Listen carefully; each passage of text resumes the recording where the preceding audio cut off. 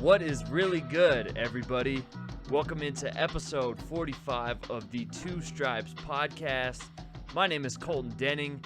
I am your host, coming to you from a very cold and snowy Boulder, Colorado. I literally have not been outside in 2 days. So wherever you are, I hope that it is much nicer than here in Boulder, Colorado. I'm going to get outside today and hopefully hit the gym and make something of my life. But that's not important right now. Welcome to today's show, soundcloud.com/2stripespod, and the Two Stripes podcast on Apple Podcast is where you can find the show.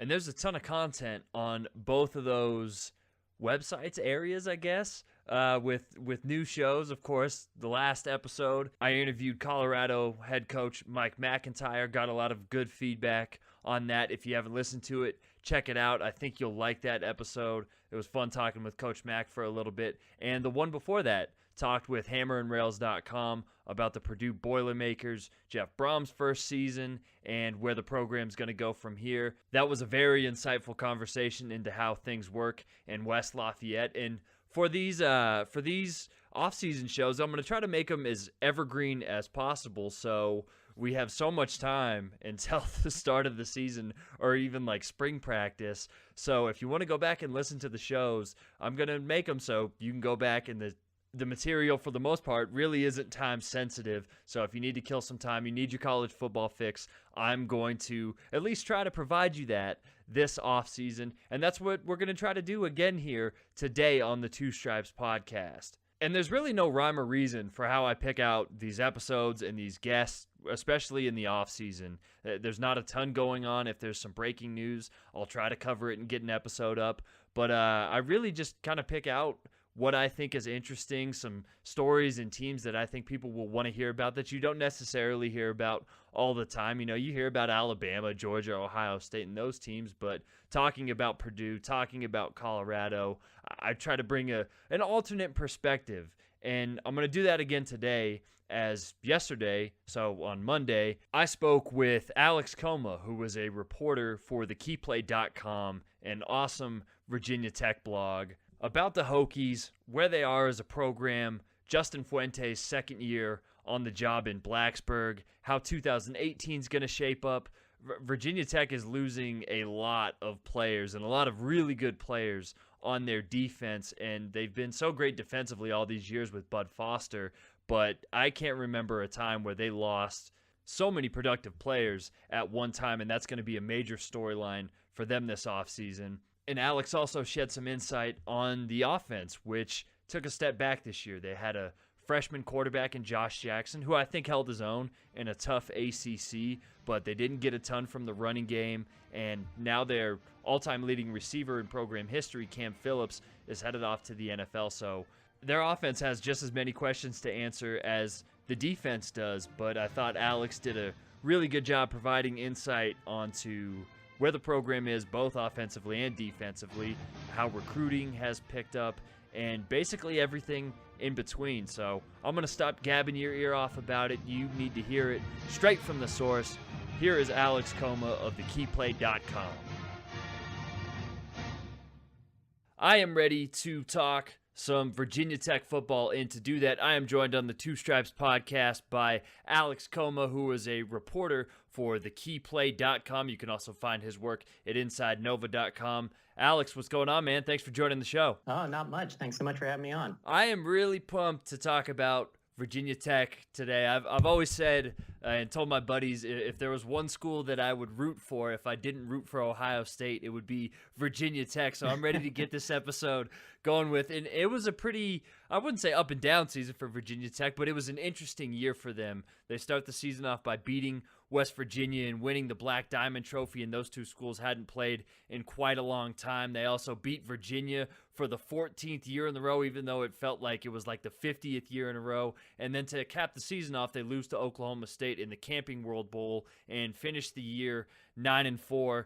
Overall, how would you assess the 2017 season for Virginia Tech? Well, I think you did a good job of summing it up when you said up and down. Certainly, I think within the program, there is some disappointment. But overall, I think there has to be a lot of reason for optimism, especially considering that they were, I think, a bit unexpectedly breaking in a new quarterback. A lot of people assumed that Gerard Evans would come back after the 2016 campaign. Obviously, he chose to test things out in the NFL draft, and so that necessitated the move to Josh Jackson. He certainly, you could describe him as having an up and down year as well. And so while you would look at the season and you would say, it could probably be viewed as a disappointment because, hey, they lost to, all the best teams that they played, especially in Clemson and Miami that formed the heart of their ACC schedule, and with a perhaps unexpected and certainly frustrating loss to Georgia Tech. So you could look at that and reasonably say that it's a disappointment. And, they didn't get to 10 wins. I think it's something they wanted to do. But at the same time, I think there was certainly an awareness that anytime you're breaking things in with a new quarterback, a redshirt freshman, there's going to be some bumps along the way. And so the fact that they were able to still, put in a 9-win season when even under, Frank Beamer, under his last few years, they were struggling to get to 7 each year.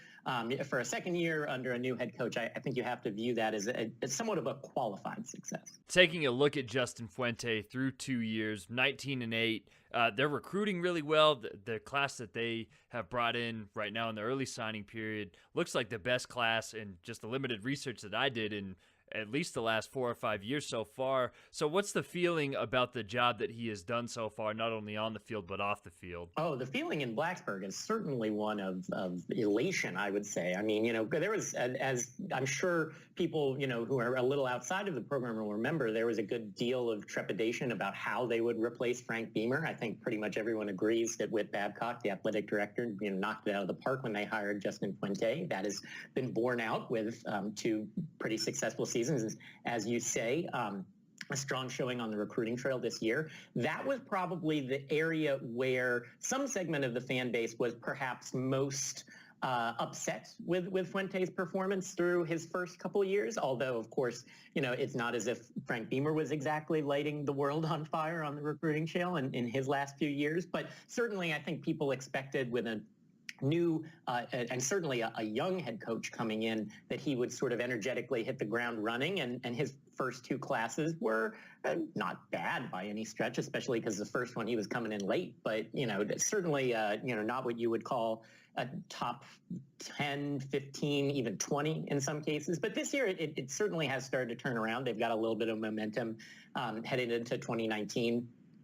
They just had their first big junior day, and honestly, they attracted some 4-star prospects for the 19 class that I think maybe in a previous world wouldn't have, come to Blacksburg so early in the cycle. They've even managed to convince a 4-star athlete out of Virginia Beach who had committed, then decommitted, to take another look at the Hokies. So I think that you can certainly say that you post 2 winning seasons, people feel like the team's on the way up. And Justin Fuente, starts to become a lot more attractive on the recruiting trail and in Blacksburg generally. Earlier on, you mentioned QB Gerard Evans leaving after the end of last year and how that really made them work from behind because it was so unexpected, and they had to go with freshman Josh Jackson, who really got thrown into the fire this year, and he basically took every snap this season. What do you think about his year overall? Because you look at around the ACC and a lot of tough defenses there, and it seems like, at least from an outsider's view, that he did pretty well, all things considered. Oh, yeah, absolutely. I mean, there's no doubt that there's some disappointment in some corners of the fan base, simply because you don't win 10 games, you don't, go to the Orange Bowl or the playoff, and you're going to have people yelling at you. But at the end of the day, this is a program that still, is a lot farther than I think some people would like. Now, Josh Jackson's performance is something that people are going to hone in on, most especially. In fact, I think it's quite reasonable that you are going to have people, rumbling about a QB controversy in the offseason, just because one of the areas where Justin Fuente has been really successful is in recruiting new quarterbacks coming up behind him. That's a good problem in a school that, for a while they were relying on graduate transfers, on Logan Thomas as he sort of slid in an odd regression over the course of his last few years. And so it's certainly for, someone with VT colored glasses like myself, it seems like a good problem to have, but it is one that's going to be talked about. That coming in, Josh Jackson, I would say, I think it's pretty fair to say, declined over the last few games. There were some rumors that he was hurt, specifically a lower body injury of some kind. He insisted he was fine and then concede, sort of every time he would go out there, he would look a little more hesitant than he was in the start of the year, and that raised questions. So I think that that's going to be a huge part of any consideration of where this program has both been and where it is going, and looking at not only how they performed in general in the ACC, but also like how they're going to figure out the most important position. Jackson didn't average over 7 yards per attempt in any of their last 5 games and had a 3 to 5 touchdown to interception ratio. So there's probably definitely something to that, either being injured or just hitting a freshman wall, especially in such a tough defensive conference like that. But what do you think the next step in his growth is heading into this offseason, and to stave off some of that talk about a quarterback controversy? Well, sure. I mean, the number one thing that I think will be worth watching is whether or not a guy like Josh Jackson can stave off these challenges that will come likely from quarterbacks who are a bit more mobile. One of the things that the coaching staff really liked about Gerard Evans, and why I'm sure they wish he had stuck around for another year, is that he led the team in rushing for his lone season in Blacksburg. And that's something that I think they knew Josh Jackson would never do. But I think that they also were counting on him providing at least some of a running threat. That never really materialized. They were also counting on him, if he couldn't then provide that running threat, being a little more successful throwing the ball down the field. He had his moments, and in fact, in the early part of the season, his numbers looked excellent. But as you say, that's where they really started to regress as the season went on. So I think it's both a combination of, will he be able to, make using his legs a more consistent part of his game, or and certainly this is something that is going to be a real headache for offensive coordinator Brad Cornelsen to figure out, if he can find a little more consistency throwing the ball down the field if the ground game isn't going to be where he succeeds. As I'm sure most people who have, watched the Hokies in the past year realize, Cam Phillips is not going to be around coming up next year. And that was, perhaps their best receiver, perhaps their best deep threat of any kind that you would say. It's a lot of guys who, have been a bit unproven now that he'll be throwing to. So I think that these are sort of the areas that you have to watch. I mean, Hendon Hooker is going to be a redshirt freshman this coming year. He was pretty, highly touted, highly recruited, and even more so than him, Quincy Patterson, who will be a true freshman. He got a lot of hype on the national stage. He's from Chicago. He, went to the Elite 11. People were really excited about him. And so, it's going to be interesting times at the quarterback position.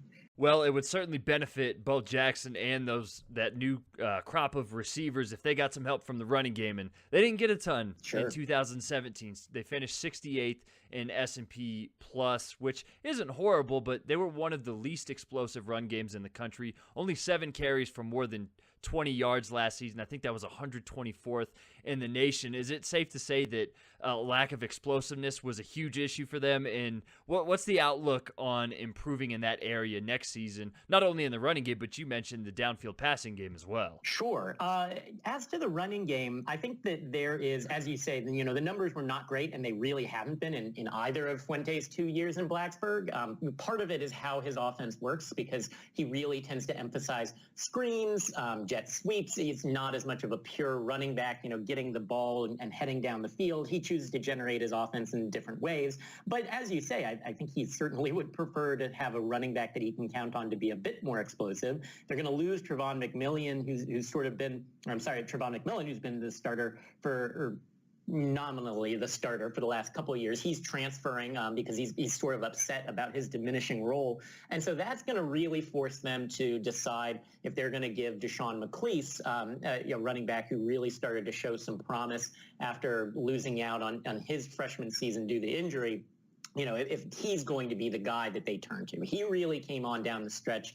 And when you combine him with Stephen Peoples, who will be entering his senior season, he started off his career as a fullback and has sort of transformed into a more pure tailback, and the coaches really like him. That goes back even to Frank Beamer's days. They really like, what he can do both in the running game and the passing game. And so I think that's going to be the thing worth watching. When it comes to throwing the ball down the field, as I said before, there really is a tremendous amount of uncertainty.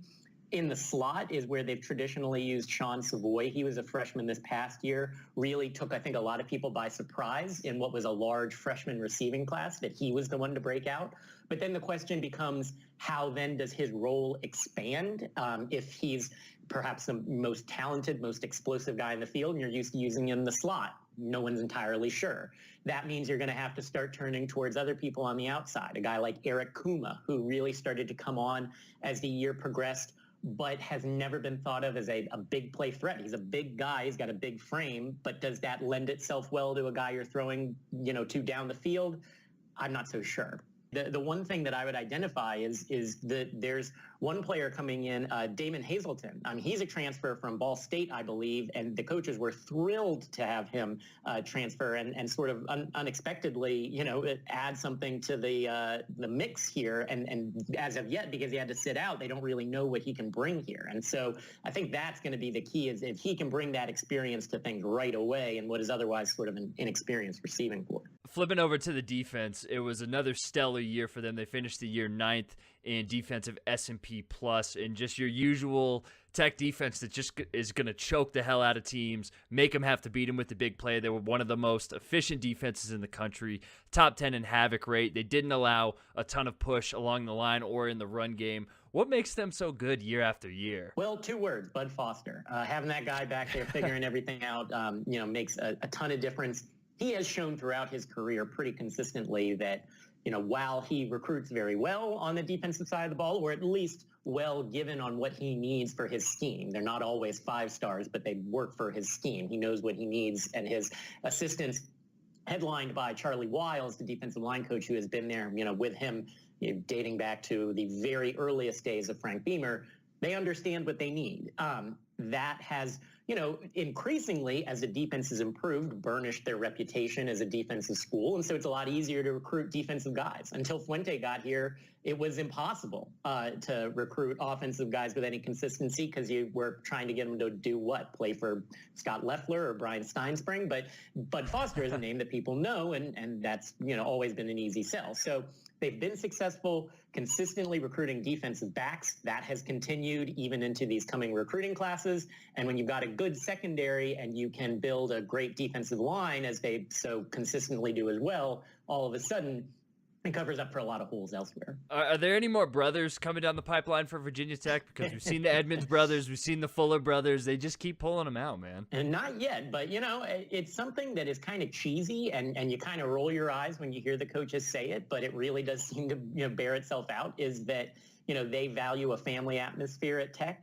That was a huge part of Beamer's appeal and allure. He was instrumental in landing the Edmonds brothers, the Fuller brothers, making it clear that, this is what Virginia Tech does and what they care about. So no more as of yet. But I would point out that Jalen Griffin, he's a linebacker. He's a freshman from Georgia right about now. He's got, I think, 3 or 4 brothers, some of whom have taken a look at Virginia Tech. And so, they're probably keeping an eye on what's going on down in Georgia, for them at least. Well, the formulas work so far, and the thing that I'm most interested in watching with not only the defense but the team as a whole this season is how they're going to replace their production, because if my numbers are correct, as of now, they are losing 292.5 tackles to the NFL, 46.5 tackles for loss, 14.5 sacks, 7 interceptions, 32 passes broken up, and 70 run stuffs. This has to be the biggest question going into 2018, despite what we talked about with the offense earlier, right? Oh, absolutely. And I think the only reason it isn't more of a question in more observers' minds is just because Foster's done it so long and he has such a record of, they've sent guys to the NFL before, maybe not as many in a particular year as they have. I'd have to look, but this is certainly one of the higher numbers of guys they've got declaring early in certainly a while. This class all came in relatively within, a year or 2 of each other. And so now to have them all leave at the same time, I think is a good problem, again, to have. But if Bud Foster did not have the reputation that he did, then more people would be worried about it, as I say. They're fortunate in that they will have some veterans sticking around. Vinny Mahota is a guy that I would point to who's been here for a while. Trayvon Hill is another guy who, just spent the last year starting. These are both defensive ends, and in Mahota's case, may very well be called upon to play a little defensive tackle because, as you mentioned, Tim Settle is one of those guys who is going to be leaving the Hokies. He was a really big deal when they signed him out of Manassas. Just because, they have a good history at the school he's from, Stonewall Jackson High School, but, it's rare to land a guy who is widely considered a 5-star. How do you replace him, though? That's the question, and that's where probably they have the most concern. Defensive tackle is a little shaky without him. They're fortunate that Ricky Walker, their other starter at the position, is coming back, but no doubt Bud's got some work cut out for him this offseason. And as of the time we're recording this on Monday night, cornerback Adonis Alexander still hasn't made his intentions, or still hasn't declared his intentions for the NFL draft, but it looks like just off of Bill C's numbers that I'm looking at, that he's really the one big, him and Reggie Floyd at safety are the two guys back in the defensive backfield. What's their outlook in the secondary? Because for the talk about special teams and the defense as a whole, always with Bud Foster defenses, they've just been able to churn out great corners and great defensive backs in general. Yeah, the other name I would highlight who's returning is Mook Reynolds. He tends to play a sort of an unusual role that's specific to Bud Foster's defense. It's commonly known as the whip.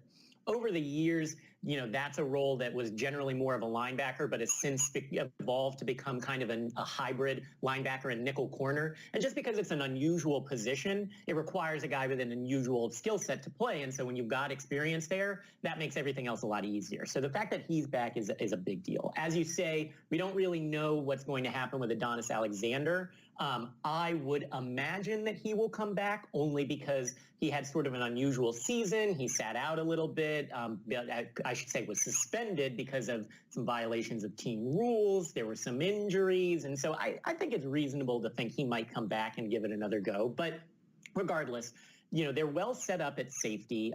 Terrell Edmonds leaves, and certainly that opens up one of the slots. But, they signed this guy, Devin Hunter, who was a high 4-star, low 5-star from Chesapeake.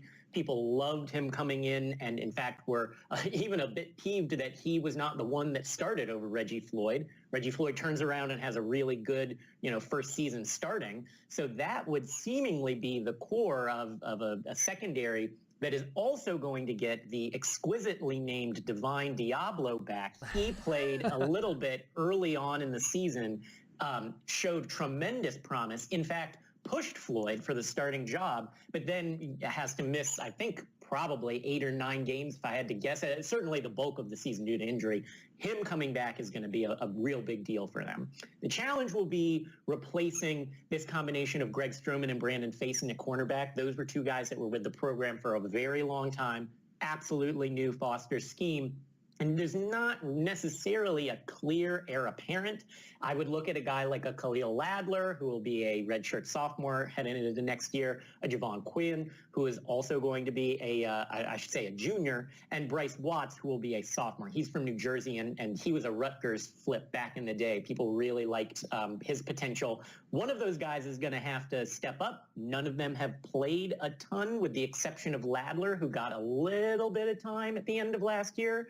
But that's going to be somewhere where they look. But of all of the, various position groups that we've discussed, secondary is the one that, Bud Foster normally has no trouble with whatsoever. And it's so hard to ever think that Virginia Tech's going to have a bad defense, right, or even a mediocre defense as long as Bud Foster's around. But this kind of seems to be setting up as a group that may have a few early struggles. They play Florida State to kick off the season. But as the season goes on and guys get more familiar with the defense and playing, that it's one that by the end of the year you'll say, wow, this is a really good defense, and heading into 2019 will be one of the best defenses in the country. Exactly. So as we close it up here, this is something I like to ask everybody during these off-season podcasts. We're in January, so we're so far away from the start of the season. But as of right now, what do you think about the overall health of the Virginia Tech program, and what do you think are some fair early expectations for the 2018 offseason and then the 2018 season as a whole? Well, I would say the program is very healthy right now, but it also, that's not to say that it doesn't stand on, a bit of a turning point. I think the third year of a new coach's tenure is always the year that you really look for, there's no more excuse about not having your guys in, the building yet, right? I mean, at this point, Fuente it's not going to be very many Frank Beamer guys left. This is really going to be his program, I think, starting next year. And so accordingly, I think it's fair to, up the expectations a little bit. They are fortunate in that they have a schedule that will be challenging, but will not be impossible headed into next year. As you highlighted, Florida State, they're starting off in Tallahassee. I think people were going to be a lot more worried about that one before Jimbo Fisher left. But, who knows what sort of Seminoles team they'll see, come September 3rd, 2018. I would also highlight that they're getting Notre Dame in Blacksburg for the very first time in either program's history. They played them on the road 2 years ago for the first time since, a long time ago. And of course, they get Miami at home. That's probably going to be or I should say almost certainly will be their top competitor in the ACC Coastal coming in, and to get that game at home, whereas last year it was on the road. Even if Miami is not always the toughest environment, has got to be something to look forward to. So as you say, it's hard to project out to anything this far in advance, but the best way that I would sum it up is that the program is strong, but I think that you're going to really start hearing a sharper criticism of Fuente in their way that there wasn't before if he can't deliver and really make this a season where the Hokies re-enter the national conversation after sort of falling back a bit from it last year. They did a good job of sort of surprising everyone with who maybe had lower expectations in Fuente's first year. Therefore, the expectations were even higher in the second year, and you didn't quite get there. And I don't think that they will be going, down at all. I think, if anything, people in Blacksburg and southwestern Virginia will only expect more from Justin Fuente heading forward here. Well, if you want to keep up with anything happening with Virginia Tech's football as we head into year 3 of the Justin Fuente era, be sure to follow Alex Koma on Twitter at AlexKomaVT. Also, check out his work at thekeyplay.com and give The Key Play a follow on Twitter at thekeyplay. They're one of my favorites. I feel so bad every time Joe shit talks Virginia, but it's always so funny. I feel so bad for the Cavs, but always fun to hear that rivalry talk. You can also find all of Alex's work at InsideNova.com. Does that cover it? You're a busy man. You got a lot of things going on. Oh yeah, busier every day, but nothing like an off season to kick back a little bit. Yeah, we got some time. It's early January, but the season never stops, and especially with the early signing day now, the period that was usually quiet, it's full, man. Everything's going on every single day of every month. Yeah, and the real signing day here before you know it. Well, once again, be sure to check out Alex's work at thekeyplay.com, also InsideNova.com, and follow him on Twitter at AlexKomaVT. Alex, thanks for joining the show and talking Virginia Tech football, man. I really appreciate it. Absolutely, my pleasure.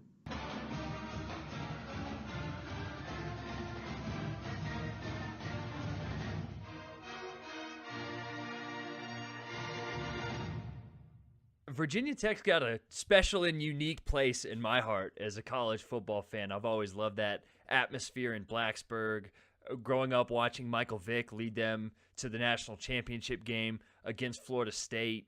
Tyrod Taylor, the former quarterback, now quarterback of the Bills, probably my favorite non-Ohio State player in college football history for whatever reason. There's been a lot of Virginia Tech teams that I get a kick out of watching play, and like I said, to me, they're just so unique in their place in college football, and watching what Bud Foster's done with that defense for basically the last 2 decades. I've always loved watching them play, and I know I'll be keeping a close eye on them this offseason as they head into a pretty big 2018 year 3 under Justin Fuente, and a season opening game. I don't want to say it'll be season defining, but that opener against Florida State for both of those teams is going to be huge. ACC conference game and Willie Taggart's first game, and for Virginia Tech, it's What's the defense going to look like? Are those young players going to be able to step up in a stage like that against a team like Florida State that is still very talented? And what's the offense going to look like? Because they need to take a major step forward, and they're going to have to probably carry the load at least early in the season as that defense gets more familiar with Bud Foster's schemes and just gets used to playing live snaps against other really good teams in the ACC. And one more time, if you want to keep up with all things going on with Virginia Tech, follow Alex on Twitter at AlexComaVT. Also visit thekeyplay.com and follow them on Twitter at thekeyplay. Their site owner, I guess runner, Joe, does a really good job, and he's a funny dude. So follow The Key Play on Twitter at thekeyplay. I'm also on Twitter at DubsCo. I don't know if you want to follow me, though. Most of my timeline, probably about 85% of my tweets are about wrestling. And with the Royal Rumble coming up, I am fully locked in. But there's some college football in there as well, so you can follow me on Twitter. But no matter what, be sure to interact and subscribe to the show. I don't care if you follow me on Twitter, but subscribe to the show and follow the show. And you can do that by going onto soundcloud.com/2stripespod and find it on Apple Podcasts by searching the Two Stripes Podcast. And while you are there, please leave a review, leave a star rating, give me any sort of feedback, good or bad, about what I can do to make this show better, because hey, I have no problem continuing to steal my friends' phones, my family's phones, and asking them their iTunes passwords so I can big up myself with a 5-star review. I have no shame in stealing your shit just so I can give props to myself and this podcast. But it is better in the long run if it's you, the listener, leaving the review. So whether good or bad, make sure to go onto Apple Podcasts and review the show. It is tremendously helpful. It lets me know what I can do to make this show better, what I can do to improve, and it helps other people find the show that like college football. And at the end of the day, that's really all I want to do, is just provide an outlet for people who like podcasts and who like college football to hopefully find another show that they like. That's enough shilling for me, though, about the show. I got to get outside and do something, or read a book, or just do something productive. But I want to thank everybody for listening to the show. Hope you all enjoyed it. And I'll be back next week with episode 46, so be on the lookout for that. But until then, my name is Colton Denning, and this is the Two Stripes Podcast.